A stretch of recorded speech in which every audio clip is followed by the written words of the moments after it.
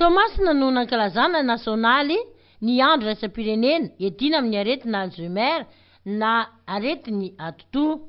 Etsika sy tolotra maimaimpona no azony rehetra isitrahana mandritra ny tontolon'andro ny 1 volana septambra 2024. Tao ihany koa fanaovana fitiliana, tosi-dra, diabeta, fiketrahana ara-tsaina, fitadidiana. Hoe maladie d'Alzheimer dia aretin'ny fahaterana izy io izay miseho fantaratsika azy bebe koa ny olana amin'ny fitadidiana. Apotika tsikelikely ny sela ao anatin'ny atido, tapaka izany fifandraisana eo amin'ny atido sy ny retsim-pandre amin'ny vatana.